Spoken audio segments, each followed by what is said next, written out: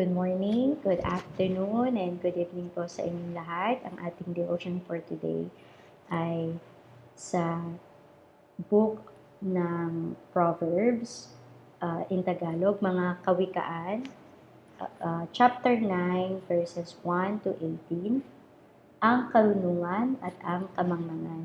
Samahan niyo po ako na basahin ito at ating pag-aralan. Tayo po ay manalangin. Panginoon, salamat po sa araw na ito na binigay niyo po sa amin. Patawarin niyo po kami sa aming mga pagkakasala, hayag man ito or patago, Panginoon, intention man namin or hindi, hihingi po namin ito ng kapatawaran. Bigyan niyo po kami ng wisdom, pusong dalisay, at mind, Lord God, na nakatuon po sa inyo na wala pong any distraction sa pakikinig at pag-aaral namin ng inyong salita. Maraming salamat po. We cover this prayer with your precious blood in the name of Jesus. Amen. Dito sa Kawikaan 9, mula 1 hanggang 18, nagpapakita ito ng paghahambing ng dalawang anyo ng karunungan. So, may karunungan na nag-aanyaya daw sa tao na lumapit at matuto sa Diyos, at ang isa naman ay ang kamangmangan na naghahatid ng tukso at kapahamakan sa isang tao. So, dito mula verses 1 or talata 1 hanggang 12, ito ay ang imbitasyon ng karunungan, at ang talata 13 hanggang 18 ay tungkol naman sa imbitasyon ng kamangmangan. Ang karunungan ay katulad ng isang taong nagtayo ng kanyang bahay na may 7 haligi. Pagkatapos, nagkaroon siya ng malaking handaan. Naghanda siya ng mga pagkain at mga inumin. At saka inutusan niya ang mga katulong niyang babae na pumunta sa pinakamataas na lugar ng bayan para ipaalam ang ganito. Kayong mga kulang sa karunungan at pangunawa, inaanyayahan kayo sa isang malaking handaan.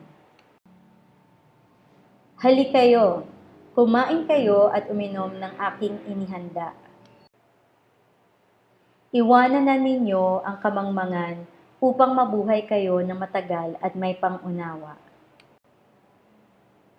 Kung sasawayin mo ang taong nangungutya, iinsultuhin ka niya. Kung sasawayin mo ang taong masama, sasaktan ka niya.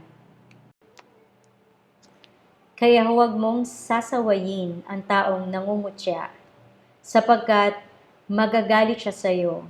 Sawayin mo ang taong marunong at mamahalin ka niya. Kapag tinuruan mo ang isang taong marunong, lalo siyang magiging marunong.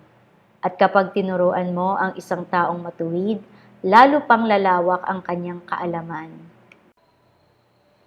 Ang paggalang sa Panginoon, ang pasimula ng karunungan, at ang pagkilala sa banal na Diyos ay nagpapahiwatig ng pagkaunawa. Sa pamamagitan ng karunungan, hahaba ang iyong buhay.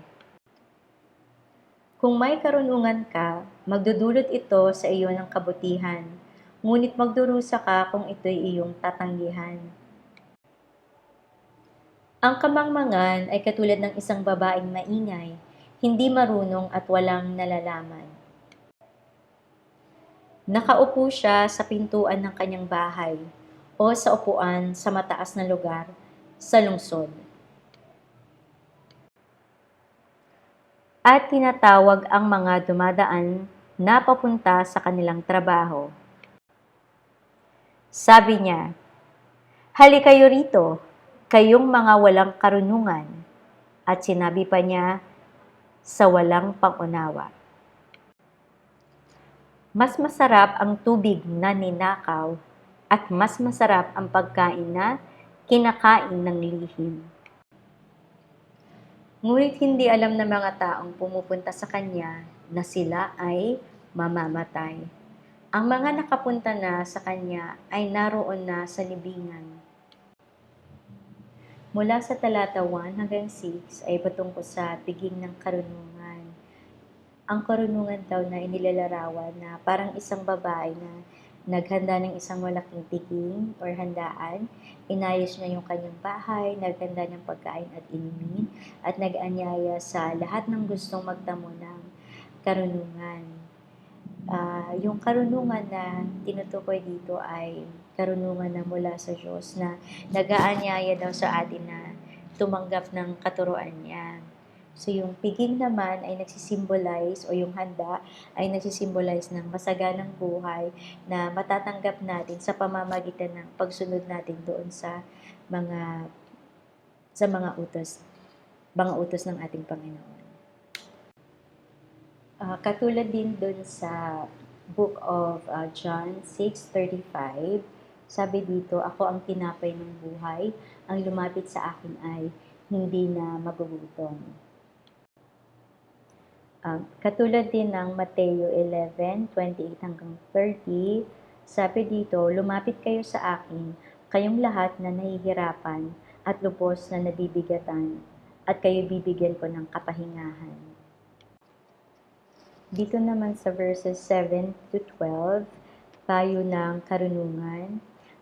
Pinapayuhan daw tayo na huwag magsayang ng panahon sa mga taong ayaw tumanggap ng payo o sa mga mapanghamak. So yung pagtanggap daw ng karunungan ay simula ng tunay na pagkatakot sa Diyos. Yung tinutukoy dito na takot ng Panginoon ay hindi takot na may halong panginginig, kundi isang malalim na respeto at pagsunod sa mga utos ng ating Panginoon, which is yung word niya, kung ano yung nasa Bible. So ito yung ugat ng tunay na kaalaman at karunungan. Katulad nga ng sinabi sa Kawikaan 1:7, ang pagkatakot sa Panginoon ang pasimula ng karunungan. Mula dito sa 13 hanggang 18, ang tukso ng kamangmangan. Ang kamangmangan ay inilalarawan dito bilang isang babaeng maingay, mapanlinlang, at mapunokso. Inaanyayahan niya yung mga tao sa kanyang landas na puno ng kasalanan at kapahamakan. So yung kamangmangan ay nagsisimbolize daw ng kasalanan na nag-i-invite sa mga tao sa maling landas. So yung kasalanan ay maaaring mukhang kaakit-akit siya, ngunit sa dulo nito ay kamatayan. Sabi nga sa Roma 6:23, sapagkat ang kabayaran ng kasalanan ay kamatayan. Ganon din naman sa Mateo 7:13 to 14, pumasok kayo sa makipot na pintuan, sapagkat maluwang ang pintuan at malapad ang daan na patungo sa kapahamakan. So ano ba yung pinipili natin? Saan ba tayo mas madalas lumalapit sa piging ng Diyos o sa mga tukso ng mundo? So sa bawat araw, inaanyayahan tayo ng Diyos na pumili ng landas. Yung landas ba ng karunungan na patungo sa buhay o landas ng kamangmangan na patungo sa kapahamakan?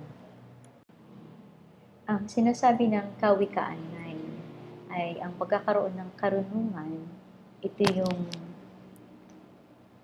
pag lumapit tayo sa Panginoon, nagkakaroon daw tayo ng kapayapaan. So, ibig sabihin yung karunungan na galing sa Panginoon ay pagkakaroon ng kapayapaan, kagalakan at kasiguraduhan sa buhay.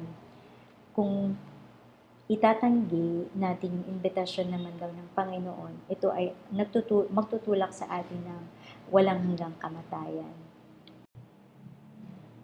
Ito lang yung mga katanungan sa ating mga sarili na mag-reflect kung naglalaan ba tayo ng panahon upang mag-aral ng salita ng Diyos para magkaroon ng karunungan. Nagsisikap ba tayong piliin yung tama kahit may tukso sa ating paligid. In application po, ugaliin natin na magdasal at magbasa ng maikling talata mula sa Bible or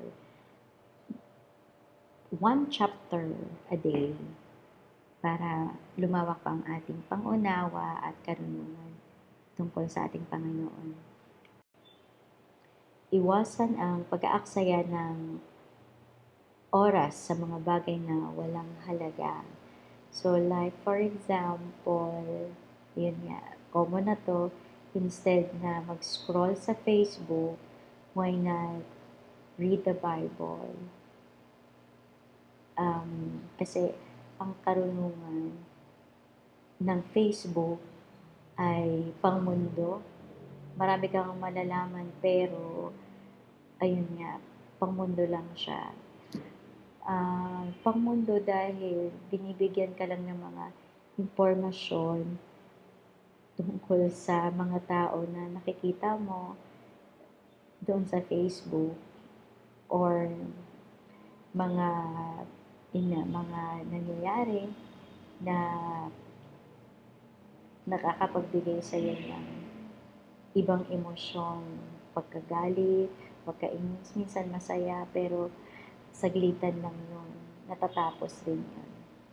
Unlike kung bibigyan natin ng time yung sarili natin na mag-reflect and to read the Bible, I think magkakaroon tayo ng mas malawak pang unawa kung ano yung mga nangyayari sa buhay natin at kung paano natin ibibigay, itatrust kay Lord yung mga situation or bibigyan tayo ni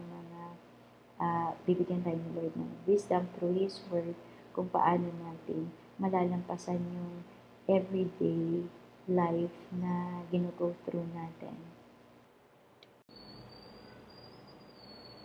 Dun sa mga karunungan naman na nalalaman natin tungkol sa Panginoon, kailangan natin itong maibahagi para mabigyan din natin sila ng inspirasyon at sila din mismo ay magkaroon ng kapayapaan, kasiguraduhan sa presensya ng ating Panginoon. Kung ibigay natin kung ano yung nararanasan natin mabuti sa Panginoon at magbigay liwanag sa mga hindi pa nakakilala sa Kanya at gayon din dun sa mga taong nakakakilala sa Kanya ngunit naliligaw pa ng landas.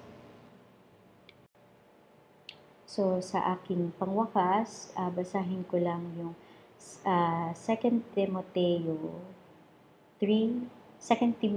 3 mula 16 to 17. Ang sabi dito, ang lahat ng kasulatan ay kinasiyahan ng Diyos at kapaki-pakinabang sa pagtuturo, sa pagsaway, sa pagtutuwid at sa pagsasanay sa katwiran upang ang lingkod ng Diyos ay maging ganap na naihanda sa bawat mabuting gawa. Tayo po ay manalangin. Panginoon, salamat po sa natapos na devotion na ito. Salamat po sa opportunity na magamit mo upang magbigay ng inspirasyon, magbigay ng karunungan na ibinahagi niyo po sa akin at ibinahagi ko din po sa inyong mga lingkod. Maraming salamat po sa mga nakikinig. Salamat po, Panginoon, o God, na lahat ng aming nalalaman ay maisasagawa namin at maisa sa puso namin habang buhay, habang kaming nasa inyong presensya. Turuan niyo po kami magkaroon ng tamang pangunawa, karunungan, wisdom na nanggagaling po sa inyo. Maraming salamat. Manguna ka po sa amin at sa mga darating pa po na days na kakaharapin namin. Alam po namin na andyan po kayo at bibigyan niyo po kami ng karunungan kung ano po yung mga steps na gagawin namin sa bawat araw, sa bawat sitwasyon. Maraming salamat po, Panginoon. In the name of Jesus, Amen.